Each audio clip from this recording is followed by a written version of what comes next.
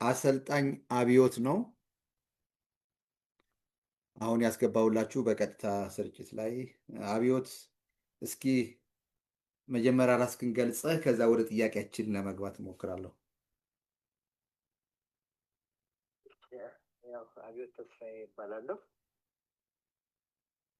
አትሌቲክስ አሰልጣኝነት ወደ 16 ዓመት አካባቢ አሰልጣኝነት ልምድ አለኝ። እንግዲህ የመጀመሪያ የአትሌቲክስ ስራን የጀመርኩት ምናልባት ትምህርት ቤት ላይ መምህር ሳለሁ ነው። በትምህርት ቤት ላይ ብዙም አልቆየውም። ከዛ በቀጥታ መምህር ነበርክ? ያ የስፖርት ሳይንስ መምህር ነበርኩ። የመጀመሪያ ዲግሪን በስፖርት ሳይንስ ከባህር ዳር ዩኒቨርሲቲ ላይ ያገኘሁት። ከዛ በቀጥታ በ2002 የአትሌት ሙሉነሽ ዲባባ አትሌቲክስ ማሰልጠኛ ማዕከል በተቋቋመበት ጊዜ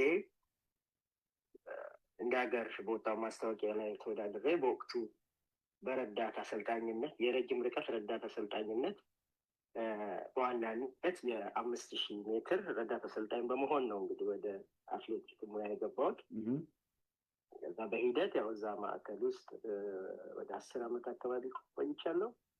በጥሩነሽ ዲባባ ማሰልጠኛ ማዕከል በጥሩነሽ ዲባባ ማሰልጠኛ ማዕከል 10 ዓመት አካባቢ አሰልጥኛለሁ። በ5000 ሜትር ረዳትነት፣ በመቀጠል የመካከለኛ ርቀት ዋና አሰልጣኝነት፣ እንደዛ እያልኩ የአትሌቲክስ ስልጠና ክፍል ኃላፊ፣ የትምህርትና ስልጠና ውድድር ዳይሬክተር እየሆንኩ በኮቺንጉም በቢሮ አካባቢም አካደሚክ በሆነው ዘርፍ ላይም እንዲሁ የሚችለውን እያበረከትኩ 10 ዓመት ቆየሁ። በመቀጠል ወደ ኢትዮጵያ ስፖርት አካዳሚ ነው የገባሁት። በዋናነት ያው የመካከለኛ ርቀት አሰልጣኝ በመሆን ነው እዛ ሰራ የነበረው። በዚህ ሂደት ውስጥ እንግዲህ እድል ገጥሟቸው ወደ ብሔራዊ ቡድንም ሄዱን በማሰልጠን በ2008 አሁን ባህር ዳር ብቻ ነው የተማርከው እንዴ? እስከ ማለት ዲግሪ የመጀመሪያ ዲግሪ ነው ያለህ ባህር ዳር? የመጀመሪያ ዲግሪን ከባህር ዳር እንደወሰድኩት የሁለተኛ ዲግሪን በአትሌቲክስ አሰልጣኝነት ቆይቷል። እሱም በ2004 በግምት የዛሬ 13 ዓመት አካባቢ ይሆናል ከአዲስ አበባ ዩኒቨርሲቲ ወስጃለሁ። በመቀጠልም በጀርመን ሀገር እንዲሁ በአትሌቲክስ አሰልጣኝነት ከፍተኛ ስልጠና አግኝቻለሁ። የወርልድ አትሌቲክስ ሁለተኛ ደረጃ አሰልጣኝ ነኝ። እንዲሁም የኢንተርናሽናል ኦሎምፒክ ኮሚቴ የሚሰጧቸው ስልጠናዎች ወስጃለሁ።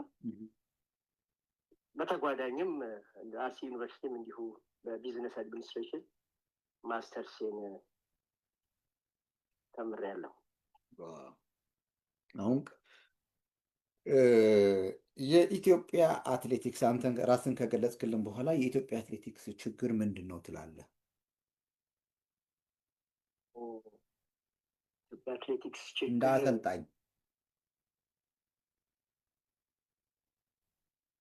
እንግዲህ የኢትዮጵያ አትሌቲክስ ችግር በብዙ መልኩ ልንገልጸው እንችላለን። በዋናነት ግን እንደ አንድ አሰልጣኝ ሳየው ያው አትሌቲክስ የራሱ የሆነ አደረጃጀትን ይፈልጋል። እዛ አካባቢ ላይ በዋናነት የኢትዮጵያ አትሌቲክስ አደረጃጀቱ ላይ አሁን የዓለም አቀፍ አትሌቲክስ ካለበት ገበያ አንጻር በዛ ልክ ራሱን አፕግሬድ አድርጎ ኢንተርናሽናል ተቋም እንደመሆኑ በኢንተርናሽናል አቅም አልፈጠረም። ሲስተሚክ የሆነ የአደረጃጀት ወይም አንዱ የሲስተም ችግር ነው ብዬ ማንሳት እችላለሁ። በሁለተኛነት ስልጠናችን ነው። የኢትዮጵያ አትሌቲክስ ስልጠና አሁን ኮማንደር ብዙ ነገር ብለዋል። ስልጠናችን ላይ ችግር አለ ብዬ ማንሳት እችላለሁ። እንግዲህ ከስልጠናው ጋር ተያይዞ በርካታ ጉዳዮችን ማንሳት እንችላለን። እንግዲህ ስልጠና ጋር ተያይዞ ውድድሮች አሉ። ውድድሮቹ ሪሊ ስልጠናውን በትክክል የሚመዝኑ ናቸው ወይ የሚለው ላይም እንዲሁ ጥያቄ ማንሳት እችላለሁ። ከሁሉም በላይ ግን እኔ መዋቅሩ ምን የሚሆን ምንም በእውነቱ ብዙ አትሌቲክስን የተማረ ሰው ስላለ ስልጠናውን በትክክል ብንሰራው ውጤታማ መሆን የሚቻል ይመስለኛል። እንግዲህ ስልጠናው ትልቁን ቦታ ይይዛል፣ ስልጠና ላይ የሚስተዋሉ ችግሮች ትልቁን ቦታ ይይዛል የሚል ነው። ያው ከስልጠና ጋር ተያይዞ እንግዲህ እንደ አንድ ስለ ስልጠና ስታስብ ስለ ማዘውተሪያ ማሰብ አለብህ።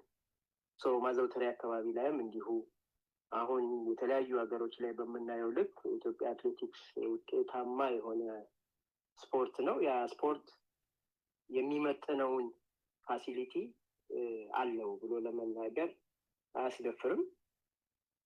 እነዚህን በዋናነት ማንሳት ይቻላል። ምናልባት እነዚህ እንግዲህ ሲመነዛዘሩ ብዙ ዲቴልስ ይኖሩታል።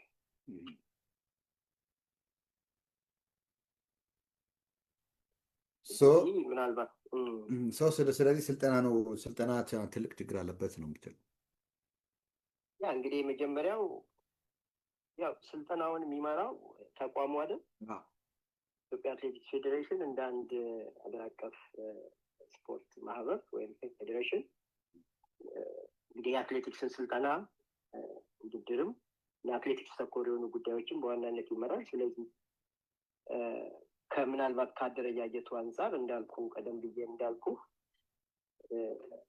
ስትራክቸሩ ራሱ አሁን በአትሌቲክስ ውጤታማ እየሆኑ የመጡ ሀገሮች ካሏቸው አደረጃጀት አንጻር ብዙም የአደረጃጀት ለውጥ ያላደረገ የሰው ሀብት አቅሙንም በዛው ልክ ብዙ ያልገፋ በቃ የሆነ የነበረ በዛው ሩቲን በሆነ ነገር ውስጥ ወይም አሰራር ውስጥ የቆየ ነው። እንግዲህ ከስልጠናው ጋር ተያይዞ ስልጠናው በዋናነት ብለን ስንል ስልጠናችን እንደ ብሔራዊ ፌዴሬሽን እያንዳንዱ ነገር ተበትኖ መታየት አለበት።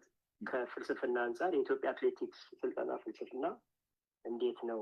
ቀደም ብለን እንዳነሳው በርካታ ባለሙያዎች የሀገር ባለውለታዎች ያለፉባቸው መንገዶች አሉ።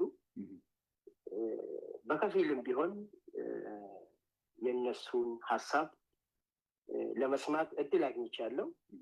ዶክተር ወልደ መስቀል ኮስትሬን በአካል አግኝቻቸዋለሁ። ጥሩነሽ ዲባባ ካልተሳሳትኩ 2003 ዓመተ ምህረት መጥተው ልምዳቸውን አካፍለውናል። ትልቅ ነገር ነው ያገኘነው። በእርግጥ በቂ ጊዜ አልነበረም የምንፈልገውን። እኛ ወጣቶች ነን፣ በጣም አግሬሲቭ ነበር። ብዙ ነገር ለማወቅ ለመረዳት በጣም እንፈልግ ነበረ። በዋናነት ይሄ ሜዳ ላይ ስለሚሰራው ጉዳይ እንዲነግሩን ነበረ እኛ እንፈልግ የነበረው። ቢኮዝ እሳቸው እንግዲህ የዓለም አሰልጣኝ ናቸው። በወቅቱ እንደ ዓለምም የተሸለሙ አሰልጣኞችን ስለነበሩ ከእሳቸው አንዳንድ ነገሮችን እንዲሁ ለመስማት በግልም ባገኘሁት አጋጣሚ ላናግራቸው ሞክሬ ነበር። ያኔ ዶክተር ይልማ መምህሬ ናቸው።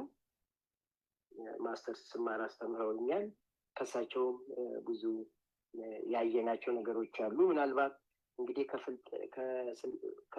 አጠቃላይ ከአትሌቲክሳችን ፍልስፍና አንጻር አጠቃላይ አትሌቲክሳችን ከሚመራበት ነባራዊ ሁኔታ አንጻር በዋናነት ደግሞ የአትሌቶቻችን ሜዳ ላይ ከምናሰራው ይሄ ትሬኒንግ ወይም ልምምድ አንጻር በደንብ ማየት እንችላለን። ችግሩ የቱ ጋር ነው የሚወድቀው? እንዴት ነው የሚወድቀው? ከአሰልጣኝ ብቃት አንጻር ሪሊ አሰልጣኙ ለአትሌቲክስ ስለ አትሌቲክስ ስልጠና በደንብ በሳይንስ ተደግፎ ውጤታማ ሊያደርግ የሚችል ስልጠና ከመስጠት አንጻር እንዴት ነው የሚታየው የሚለው እዛ ኮምፖነንት ውስጥ ብዙ ነገር ነው ያለው እና እኔ ምናልባት እንዲህ ስለነበረ ትምህርት ቤቶችን የምትሉትን በሙሉ አድሚት አደርጋለሁ። ሙሉ በሙሉም እንኳን በቃ ችግሩ ያ ነው ባልን፣ በተጨባጭ ግን አሁን ያሉትን ልጆች በፊት የነበሩትንና የአሁኖቹን ማነጻጸር ይቻላል። የዓለም አትሌቲክስ ደረጃን ማየት እንችላለን። አሁን ኢትዮጵያውያን አትሌቶች ቶፕ ከፍተኛ የሚባለው ደረጃ ውስጥ ነው ያሉት።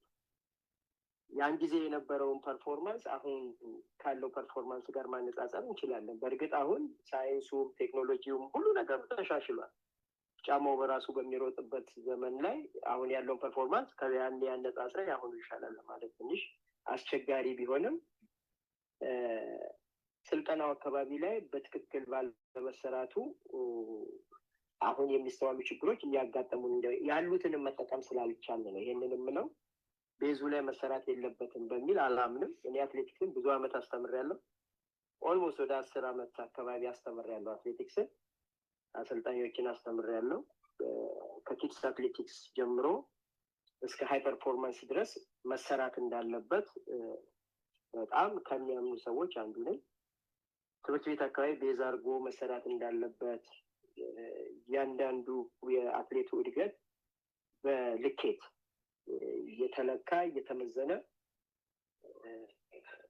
ተገማሽ የሆኑ ስታቲስቲክሶችን በማስቀመጥ አትሌቲክሱ በዛ ልክ እንዲያድግ ውጤታማ እንዲሆን መሰራት እንዳለበት በጽኑ እያመንኩ፣ ነገር ግን በእጃችን ላይ ያለውን ራሱ አሁን እየያዝን ያለንበት አግባብ ችግር ያለበት በመሆኑ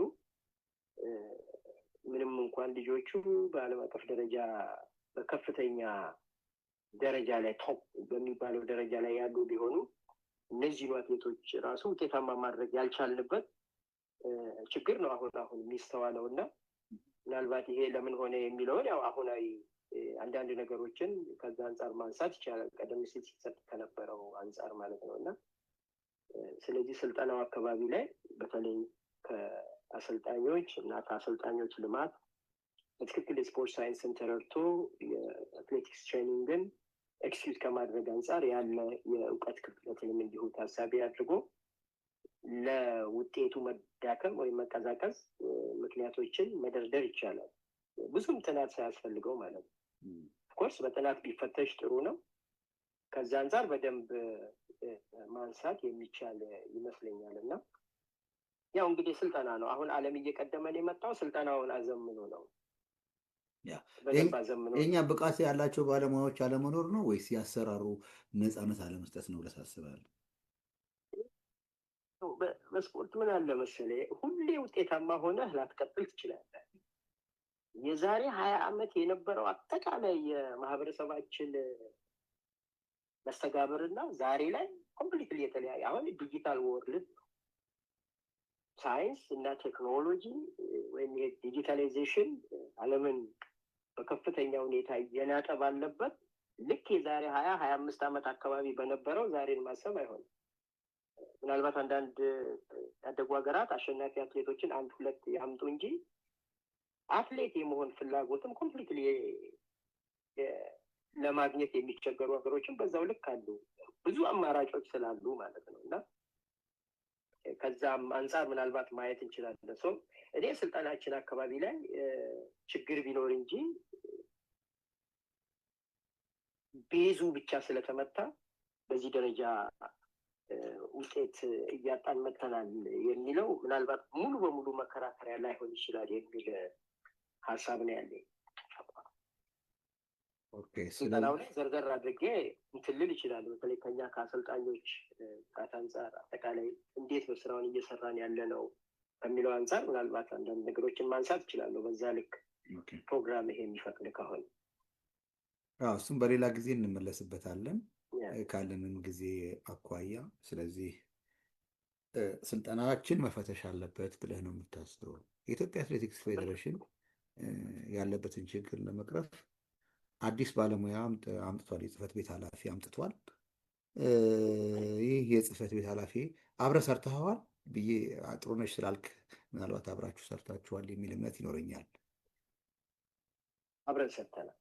የማሻሻል አቅም አለው ብለህ ታምናለህ? ይለውጠዋል ብለህ ታምናለህ? የእሱ ደካማ ጎንና ጥሩ ጎን የምትላቸውን ነገሮች ብታስረዳኝ። እንግዲህ ዶክተር አመንሲሳ ከበደን ወደ በጽህፈት ቤት ኃላፊ ደረጃ አይደለም፣ እኔ በግል ስለማውቀው በጣም ስለምንቀራረብ በርካታ ስራዎችንም አብረን ስለሰራን እንግዲህ ከስፖርት ፖሊሲ ዝግጅት አንጻር ሌሎችም በርካታ ጥናቶች ላይ አብረን ተሳትፈናል። አገር አቀፍ የሆኑ የሰነዶች ዝግጅት ላይ። ከዛም ውጭ ደግሞ በኢትዮጵያ ስፖርት አካዳሚ አብረን ሰርተናል። ኦልሞስት ላለፉት 8-9 ዓመት አካባቢ በደንብ በቅርበት የማውቀው ሰው ነው። በጽህፈት ቤት ኃላፊ ደረጃ ብቻም ሳይሆን ከፍ ባሉ ኢትዮጵያን ስፖርት ላይ ከፍ ባሉም ደረጃዎች ላይ ቢሰራ በእርግጠኝነት ለውጥ ማምጣት የሚችል ፖቴንሻሊ ሀሳብ ያለው ብዙ ነገር መቀየር የሚችል ሰው እንደሆነ በጣም መናገር ይችላለሁ። ምናልባት ከኔ በተሻለም እንግዲህ እሳቸው ራሳቸው ሊገልጹ ይችላሉ። ኦልሞስት ካወቅኳቸው ጊዜ ጀምሮ በጣም ብዙ ነገር ነው ማየው እና የኢትዮጵያ አትሌቲክስ ፌዴሬሽን አሁን ከገባበት ችግር አንጻር በእውነት ነፃነት ከተሰጣቸው ቦታውን በትክክል እንዲጠቀሙበት እድሉ ከተመቻቸላቸው በጣም ብዙ ለውጥ በተለይ የሲስተሚክ የሆነውን የስትራክቸር ችግር በደንብ የሚያስተካክሉት ይመስለኛል።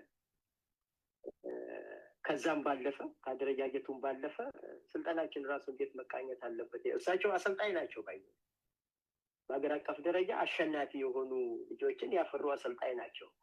ዘርፈ ብዙ ነው እውቀታቸው። በፈለገህ የስፖርት መመዘኛ ብትሄድ በሁሉም ኮምፒተንት ናቸው ወይም ኮምፒተንት ነው። ያው የቅርብ ጓደኛዬም ስለሆነ ኮምፒተንት ነው። እንደው አንተ እንኳን ብል በሁሉም ኮምፒተንት ነው። አትሌቲክስ ላይ ደጋግመው የተመራመረ ነው። በርካታ ምክረ ሀሳቦችን ሲሰጥ የነበረ ነው። አትሌቲክስን ያስተማረ ነው። አትሌቲክስ አሰልጣኞችን የመዘነ ነው። ከፍ ሲል ደግሞ የኢትዮጵያ ስፖርት ላይ ፕሮግራም ጥናት ያጠና ነው።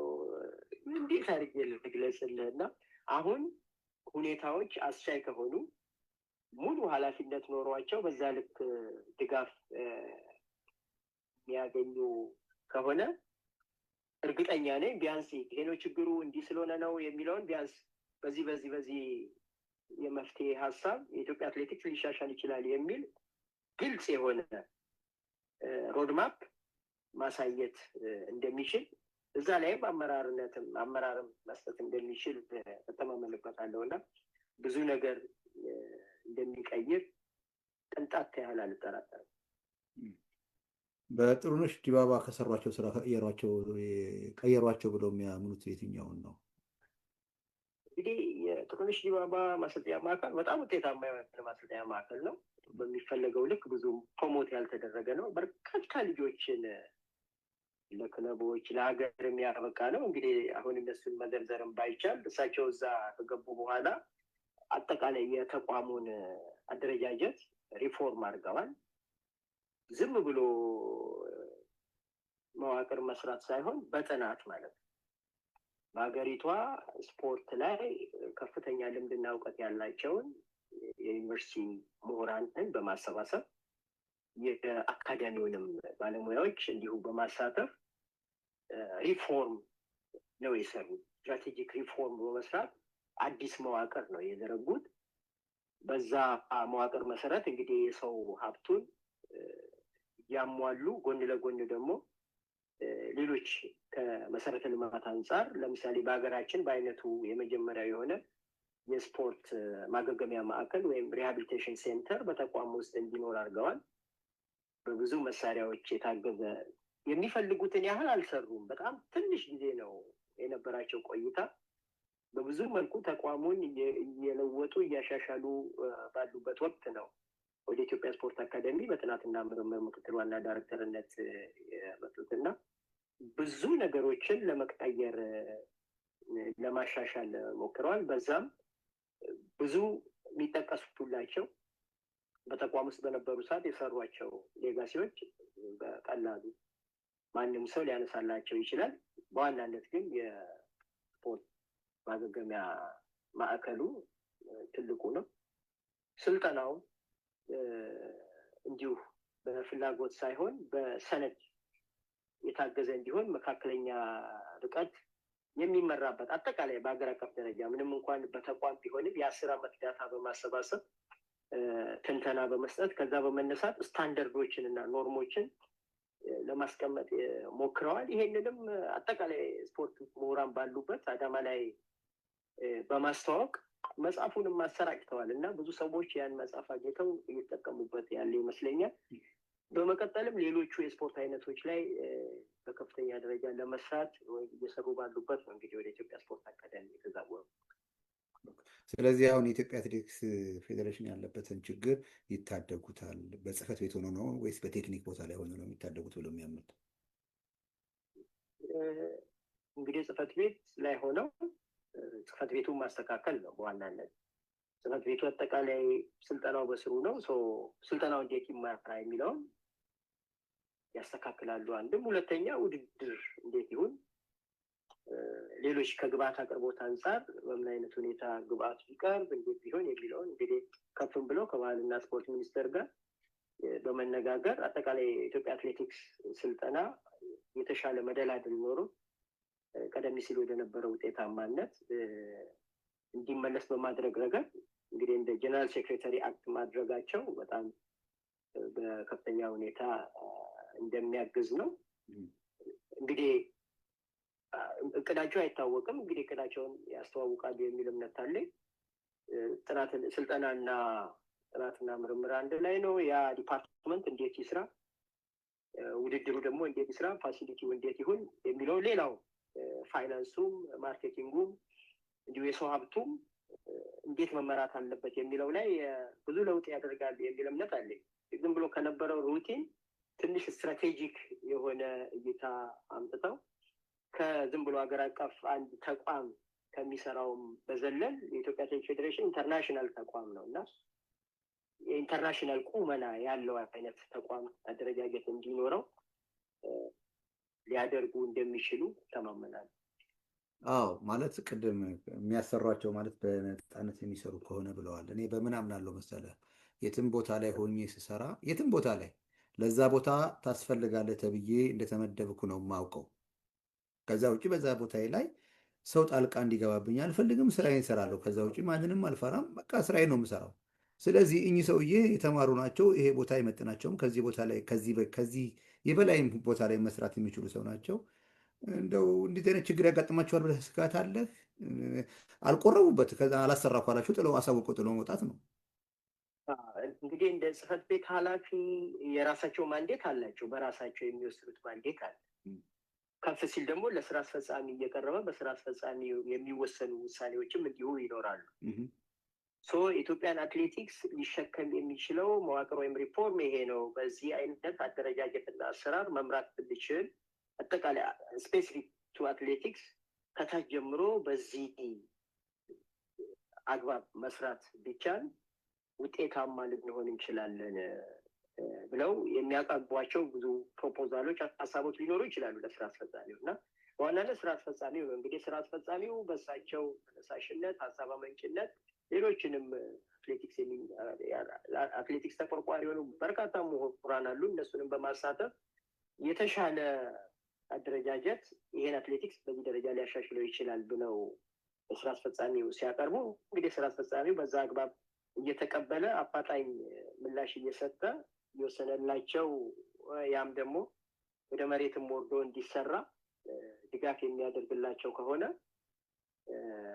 ብዙም የሚቸገሩ አይመስለኝም። በዋናነት እንግዲህ ስራ አስፈጻሚው አካባቢ ላይ እሳቸው ከልምዳቸውም ብዙ ተሞክሮ አላቸው። ከዛ በመነሳት የሚያቀርቧቸው ሀሳቦች ተቀባይነት እያገኙ ወደ መሬት እንዲወርዱ የሚደረግ ከሆነ ብዙም ሩቅ አይሆንም። በእርግጥ አትሌቲክስ በባህሪው እንዲሁ ዝም ብለህ በአመት በሁለት አመት ሰርተህ ውጤት የምታመጣበት አይደለም። ከሁሉም የስፖርት አይነቶች ጋር ሲነጻጸር ኢንተርምስ ኦፍ ፐርፎርማንስ አትሌቲክስን ምን ይለዋል መሰለ ሳይንስ ኢት ኢዝ ኤ ሌት ስፔሻላይዜሽን ስፖርት ነው ይላል። ዘግየት ብለህ ወደ ብቃት የምትመጣበት ነው። ስልጠናው ላይ ረጅም አመት መቆየትን ይጠይቃል። በትንሹ ከ8 እስከ 10 አመት አካባቢ ይፈልጋል።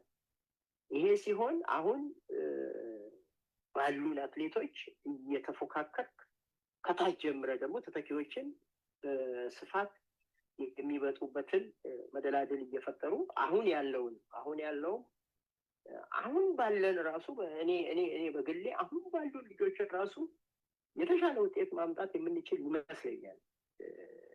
እርግጠኛ ነኝ እዛ አካባቢ ያለው ነገር ማስተካከል ከተቻለ። ከሁሉም በላይ ደግሞ እንደተባለው ከመሰረቱ ጀምሮ የሚስተካከለው ነገር ተስተካክሎ ያልሆነ ያን ረጅም ሂደት እያለፈ ሲመጣ በዘላቂነት ተፎካካሪ ሀገራችን ተፎካካሪ እየሆነች የተለመደውን ውጤትም እያየን የምንሄድ ይመስለኛል እና ያ እርግጠኛ ነኝ ብዙ ነገር ይሰራሉ ድጋፍ ካላቸው ብዙ ነገር ይሰራሉ ብለህ ነው የምታምነው? ምናልባት የስራ አስፈጻሚው ጋር ነው እንትን ሊል የሚችለው ምናልባት ከሚጠይቁትን ሁሉ የሚያጸድቁላቸው ከሆነ ማለት ነው። እንግዲህ አሁን የእሳቸው ምደባም በስራ አስፈጻሚ ይሁንታ ነው አይደል? ስለዚህ ሁሉም ስራ አስፈጻሚ አምኖባቸው እስካመጣቸው ድረስ የሚያቀርቡትን ሀሳብ የሚቀበል ይመስለኛል። ነገሮች ጥሩ የሚሆኑ ይመስለኛል። ብዙ ጊዜ ስራ ላይ ሆነ መሰለኝ የምታወራኝ፣ ብዙ ጊዜ ላይኖር ይችላል። ብሔራዊ ቡድን ይመለስ የሚል አቋም አለ? ብሔራዊ ቡድን መኖር አለበት። ብሔራዊ ውድድር እስካለ ድረስ ብሔራዊ ቡድን መኖር አለበት። ግን ብሔራዊ ቡድኑን የምንልስበት አግባብና ብሔራዊ ቡድኑን እንዴት እንስራ የሚለው ነገር ግን ትንሽ በደንብ መታየት አለበት። ቀደም ሲል ረዳት ኮሚሽነር ጀነራል ሁሴን ያነሱት ነገር አለ። ክልሎች እንዲህ የሚሉ ነገር አለ። እንዴት ያህል ሁሉ አድሬስ ማድረግ ይቻላል የሚል ነገር ተነስቷል።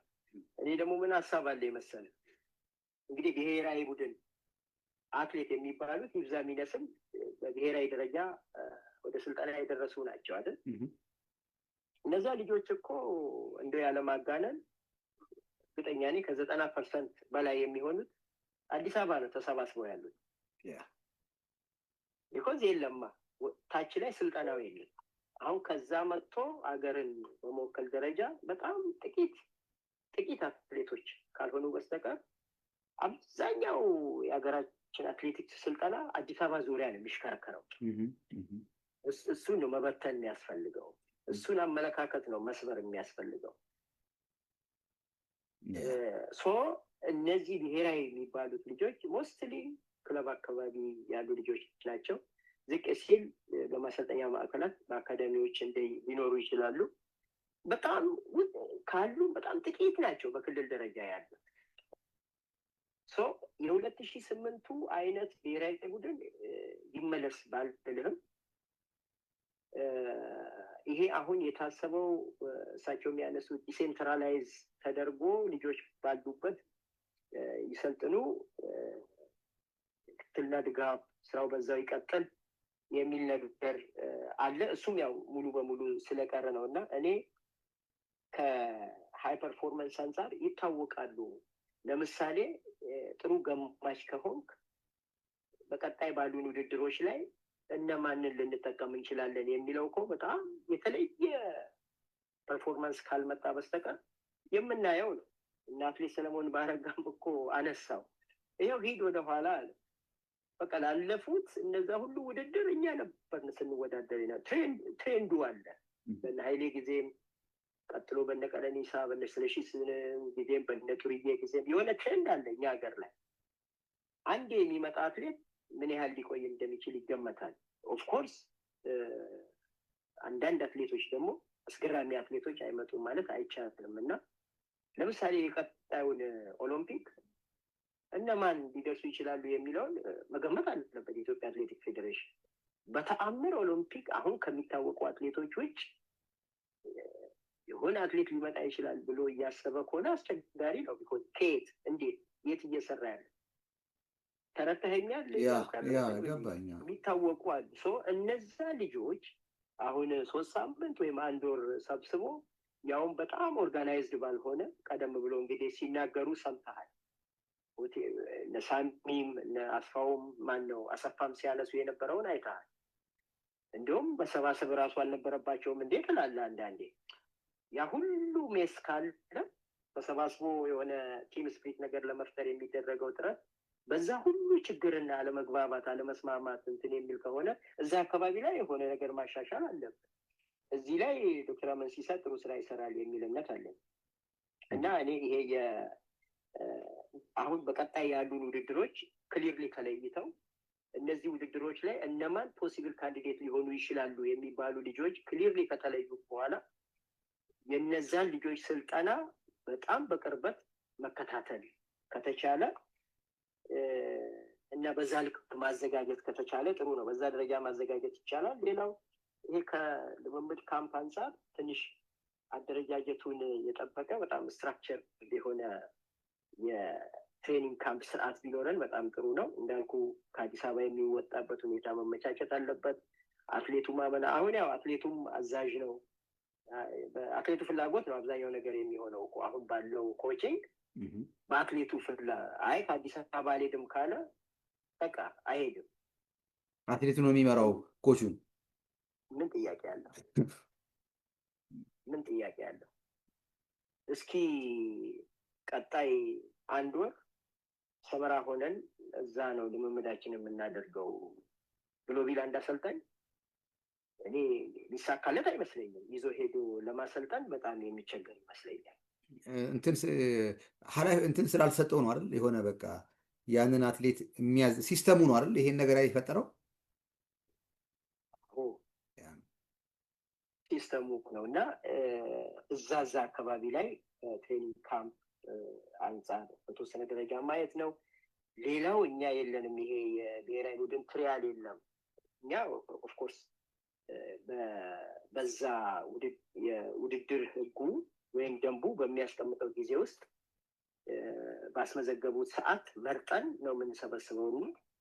እኔ ከዛ የሚልቅ ወደ ይሄ ብሔራዊ ቡድን ሙከራ ልክ የኬንያ አይነት ማለት ነው ናሽናል ቲም ትሪያል ውድድር ቢኖርና ከዛ ውድድር በኋላ አትሌቶች የሚሰባሰቡበት ሁኔታ ቢኖር በየአሰልጣኞቻቸውም ሊሰሩ እኮ ይችላሉ፣ ችግር የለውም።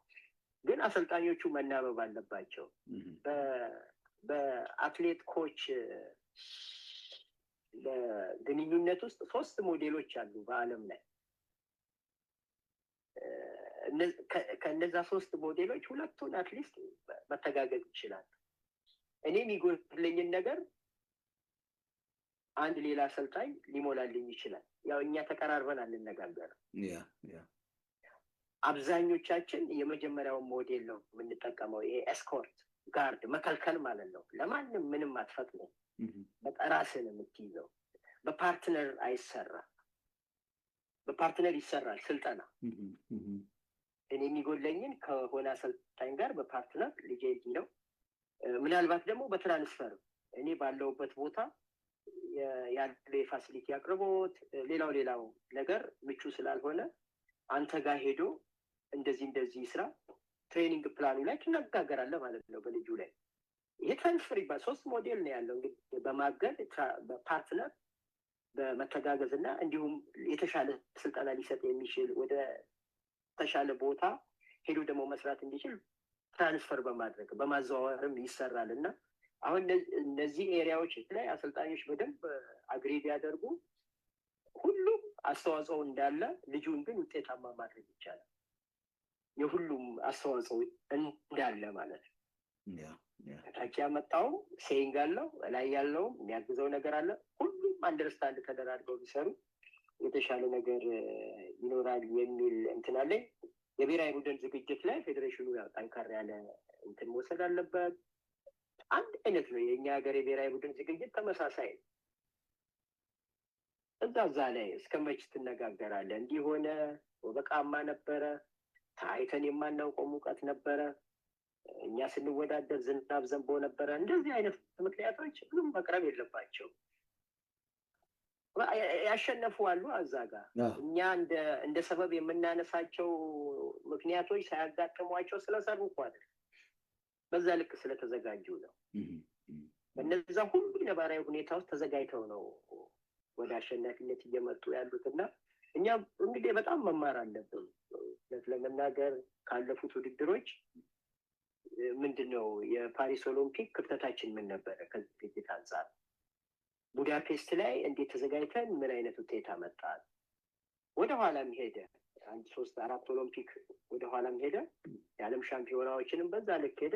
ውድድሮቹን ገምግመህ ምን ብናደርግ ቀጣይ ያሉ ውድድሮች ላይ ውጤታማ ልንሆን እንችላለን የሚለው ላይ በቅንነት ሀገርን በማስቀደም ብቻ ማለት ነው፣ የግል ጥቅም ምናምኑን ሳይሆን ሀገርን በማስቀደም ብቻ መነጋገር ቢቻል ያሉትንም ይዘህ ውጤትን እያስጠበቅ ከታች መሰረቱ ላይ ደግሞ ከሰራህ በደንብ አስተማማኝ ማድረግ የሚቻል ይመስለኛል። እና እዚህ ላይ እንግዲህ ፌዴሬሽኑ በደንብ መስራት ከቻለ አሁን ካለው ችግር በተወሰነ ደረጃ በዘላቂነት እንኳን ባይሆን በከፊል መውጣት ይቻላል። መሰረቱ ላይ በደንብ ቅድም በሚባለው አግባብ እየተሰራ ደግሞ ከመጣ አስተማማኝ ማድረግ የሚቻል ይመስለኛል። ኦኬ።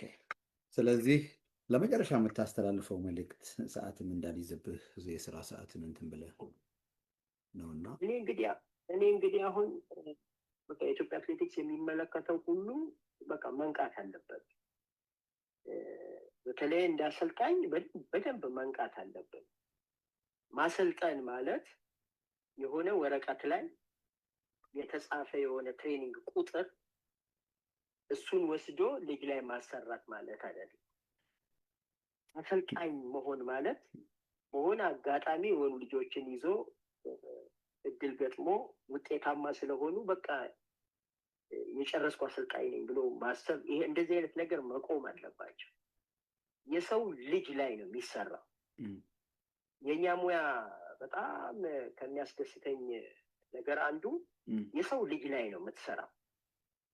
በቃ ማጣመሙም ከፈለግ የምታጣምመው፣ ማቃናትም ካስፈለገ የምታቃናው የአንድ አትሌት ልብ ላይ፣ የአንድ አትሌት ሳምባ ላይ፣ የአንድ አትሌት ጡንቻ ላይ ነው የምትሰራው።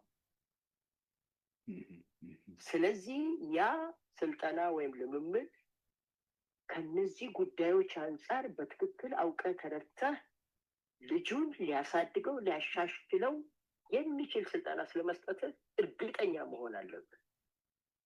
የሆነ ወቅት ኤክስ የሚባል አትሌት ሰርቶ ውጤታማ የሆነበትን ትሬኒንግ ወረቀት ላይ አግኝተህ ሰርተህ የምትሞክር ከሆነ ይሄ የሙከራ አይነት ነገር ነው እና ይሄን ይመስለኛል አሁን በብዛት ፌል እያደረገብን እየመጣ ያለው። በግል ውድድር ላይ በጣም ጎበዞች ናቸው።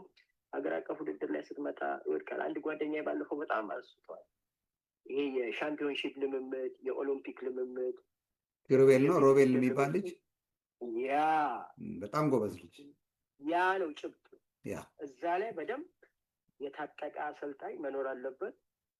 በቃ በቅንነት በደንብ ተቀራርቦ መስራትን ይፈልጋል።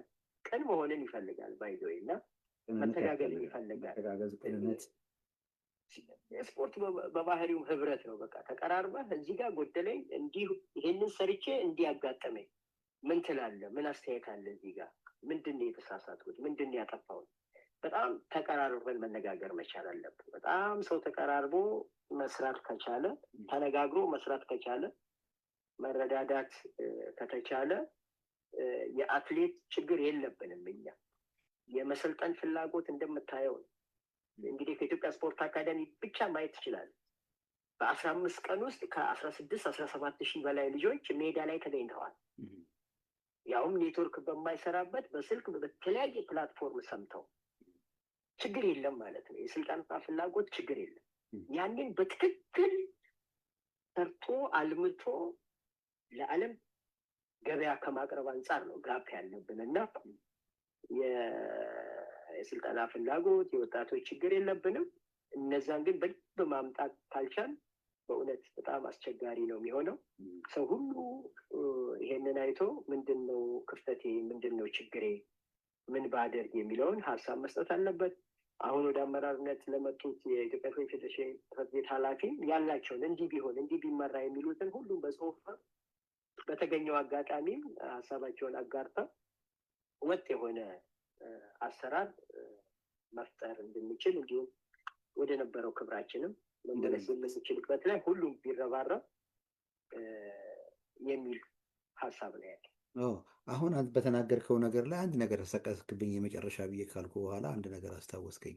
ብዙ ጊዜ ስፖርት ሳይንሱን በጣም የተማሩ ሲማሩ በብቃት ከትምህርት በጥሩም ውጤት የተመረቁ ሰዎች አሉ። ማሰልጠኑ ላይ ደግሞ ሲመጡ ልክ እዛ በቃ ትምህርቱን በጣም ጎበዝ ናቸው። በጥሩ ውጤት በጥሩ ነገር ነው የተመረቁት፣ በጥሩ ግሬድ ነው የተመረቁት። እዚህ የማሰልጠን ላይ ሲመጡ ደግሞ ምንም አትሌት ማፍራት የማይችሉ ሰዎች አሉ። እንደዚህ አይነት ሰዎችንስ ከምንድን ነው እድል ነው የምትለው? ምንድን ነው እሱ? አሁን ትንሽ የኛ ሀገር አትሌቲክስ ገበያው አስቸጋሪ ነው።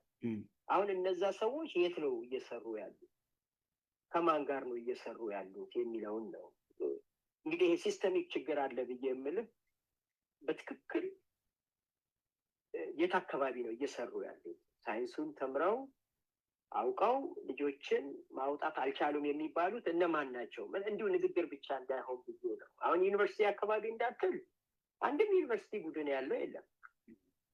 አንዱም ሰው እየሰራ ያለ አይመስለኝም እዛ አካባቢ ላይ። ምናልባት በክለብ ደረጃ ከሆነ መነጋገር እንችላለን። ያው ሰው ሁሉ ወይም የምታሰለጥነው አትሌት በሙሉ ውጤታማ ይሆናል ማለት አይደለም። በአትሌቲክስ ኮቺንግ ከምትይዛቸው ልጆች 10% ውጤታማ ካደረግ ትልቅ ስኬት ነው። 10 ልጆች ተሰጥተው አንዱ በዓለም አቀፍ ደረጃ ማምጣት ከቻልክ ሰክሰስፉል ነህ። 10ንም ውጤታማ ማድረግ አይጠበቅብህም። በዛ ልክ 6ቱንም ያበቃል የሰሩ ሊገኝ ይችላል። አሁን 6ቱም ሊበቃ የሚችል ሊሆን ይችላል። አሁን ታለንትን አይደንቲፋይ የምናደርግበት መንገድና ዴቨሎፕ የምናደርግበት ፍልስፍና አሰራር ይወስነዋል። ኦኬ ፑሉ አለ፣ ታለንት ፑል የምንለው አለ። ያን ተሰጥኦ አምጥተህ በስልጠና አሳድገህ ምናልባት የመጣው ታለንት በርከት ያሉት ሊወጡልህ ይችላል። ያው ተፈጥሮ ሰው ላይ ይሄ ችሎታ ወይም ታለንት የምንለው ሰው ላይ ነው ያለው። እሱን ታሻሽለዋለህ፣ በዘመናዊ ስልጠና ታሻሽለዋለህ። የስፖርት ሳይንስ በደረሰበት ቴክኖሎጂ እያገዝ አቅሙን ማክሲመም አቅሙን አውጥቶ ፐርፎርም እንዲያደርግ ነው የምታደርገው። ስልጠና ማለት ያ ነው። በቃ አንድ ልጅ በተፈጥሮ የተሰጠውን አቅም ማክሲመም ፖቴንሻል ተጠቅሞ ውጤታማ እንዲሆን ማድረግ ማለት ነው። በዚህ አጋጣሚ እንግዲህ አንዳንዶች በርከት ያሉ ልጆች ሊያገኙ ይችላሉ፣ መስመሩ የፈቀደላቸው። አንዳንዶች ደግሞ በዛ ልክ ላያገኙ ይችላሉ። ትንሽ ብቅ ብቅ የሚሉትም ልጆች አይተህ ከሆነ አሁን ተሰብስበው የሆነ ቦታ ነው የሚሄዱት። እርግጠኛ አይደለህም። አንድን አትሌት እጅህ ላይ ማቆየት አትችልም አሁን እኮ እዛ ሀገር ላይ። ስለዚህ መለካት አትችልም። እንዴት አድርገህ ልክ ትንሽ መጣት ብለህ ስትለው ወይ በሆነ ኮንትራት ወይ በሆነ ደሞዝ ኦር በሆነ ሚንስ የለም ሄዷል ልጁ ካንተ ጋር። ይሄንን እንዴት አድርገው ሊያስታርቁት ነው? አሁን አንዱ ችግር ይሄ ነው። አሁን ከዚህ ጀምሬ እዚህ ድረስ አምጥቼዋለሁ፣ በዚህ የስልጠና ሂደት ውስጥ አልፏል። አንተ ደግሞ ቀጥለህ ከዚህ ወደዚህ ማድረስ ይጠበቃል። የእውቀት ሽግግር አይደረግም። እንዴት አድርጎ የት ይሰማሃል? አይሰማህም እኮ አይሰማህም። አሁን እኛ እንደ ኢትዮጵያ ስፖርት አካደሚ የአትሌት ፕሮፋይል አለ። የ4 ዓመት ፕሮፋይሉን ነው ምንሰጠው ለልጁ። መነጋገር የለም። እሱ ቅድም ያልኩ ሲስተም እኮ ስላለ ነው የየራሱ የየማኔጅመንቱ ሌላ ደግሞ መላለ ሌላ ሲስተም አለ። በፓርትነርሺፕ አንሰራም። ከዛ ጎበዝ አሰልጣኝ ነኝ ይልሃል። በቃ ሁሉም ይችላል። ለየመንደር እየለመነ አይደማመጥም። ስለዚህ እኔ አትሌቶቹ አካባቢ በጣም መረጋጋት አለባቸው። በዓለም ላይም ስታይ በጣም ተረጋግተው ከአንድ አሰልጣኝ ጋር ብዙ ዓመት የቆዩ አትሌቶች ናቸው ውጤታማ የሆኑት። በየ3 ወሩ በየዓመቱ አሰልጣኝ የሚቀይሩ አትሌቶች ብዙ ናቸው ኢትዮጵያ ላይ። በጣም ይሄ መስተካከል ያለበት ይመስለኛል። እና እነዚህ ነገሮችን ስትራክቸርድ በሆነ አግባብ መቅረፍ ማሻሻል የሚቻል ከሆነ እኔ አቅሙ በደንብ ያለ ይመስለኛል። ውጤታማም ደግሞ እንሆናለን። አሁን ያለው መነሳሳት ጥሩ ነው። ኤቭሪባዲ ስለ አትሌቲክስ እየተነጋገረ ነው። በቁጭት ነው። አትሌቶች ውስጥም ይሄ ቁጭት የተፈጠረ ይመስለኛል። ራሳቸውን ጠብቀው ሀገራቸውን አስቀድመው እንግዲህ ለሀገራቸው ባለውለታ መሆን ያለባቸው ይመስለኛል። ትልቁ ጥቅምም ያለው በሀገር ውክልና ነው። ባይዘወይ በዚህ አጋጣሚ ይሄ በማኔጅመንት መስመር በማለፍ ወይም የግል ውድድር የሚሉትን እኔ በዛ አላምንም። ትልቁ ሽልማትም ጥቅምም ያለው በሀገር ውክልና ውጤታማ የሆነ አትሌት ነው ብዙ ነገር የሚያገኘው። ትናንሽ ነገር በዛ መስመር ሊገኝ ይችል ይሆናል። ስለዚህ ይሄንን አውቆ አትሌቱ በቃ መረጋጋት አለበት። በዚህ አመት 800 ቀጣይ አመት 1500 ዛሬ 2 አመት ማራቶን የሚሮጥበት ምንም አግባብ ያለ አይመስለኝም። አሰልጣኞችም ይሄንን በጣም መከላከል አለባቸው። እዚህ ላይ ትልቁን የአንበሳ ድርሻ ደግሞ የሚጫወቱት በተለይ ማኔጀሮች በቃ አንዳንድ ልጆች ትራክ ላይ መቆየት ያለባቸውን ልጆች ፑሽ ባያደርጉና ትራክ ላይ እንዲቆዩ አድቫይዝ ቢያደርጉ ከቻሉ እነሱም የትራክ አትሌቶችን በብዛት እየያዙ ማገዝ የሚችሉበት ሁኔታ ቢፈጠር ጥሩ ነገር የሚሰራ ይመስለኛል። አመሰግናለሁ አብዬ። አብዮት ኑሮህን በአሜሪካ ካደረግ በሜሪላንድ ነው የምትኖረው አይደለ? ካደረግ ሰነባበትክ። አብዮት ማለት ስፖርት ሳይንሱም ተምረሃል፣ ጥሩ አሰልጣኝም ነበርክ። ወደፊት ምን እንጠብቅ ከአንተ? በስፖርት በዚሁ ትቀጥላለህ ወይስ ከፊልዱ ለመውጣት አስባል? አይ አልወጣም፣ ያው ሞት አይመስለኝም። እንግዲህ ያው ሁኔታዎች ይወስናሉ። በእርግጥ እዚሁ ሙያ ላይ የምቆይ ነው ቆያለህ ማለት ራስህን አሻሽለህ ወደዚህ በፊት ወደ ነበረ ወደ አሰልጣኝነት ሙያ እመለሳለሁ ነው የምትለው ወይስ ወደ አስተማሪነት? እንግዲህ በሁለቱም ሞስትሊ ኮቺንጉ አካባቢ ላይ ብቆይ የሚል ነው። እዚህ ካሉ አሰልጣኞች ጋር አንዳንድ መነጋገሮች አሉኝ። አሁንም ኦልሞስት አክቲቭ ሆኜ ነው እዛው አካባቢ ላይ ነው ብዙ ነገር ያለው። ስለዚህ የሀገርን አትሌቲክስን በማገዝ ረገድ እንግዲህ ብዙ ነገር ማገዝ የሚቻል ይመስለኛል እና እዚሁ አካባቢ ላይ እቆያለሁ የሚል እምነት ነው ያለኝ። አመሰግናለሁ ለነበረን ቆይታ አብዮት። እኔም ከልብ አመሰግናለሁ። ሰላም ሁኑ።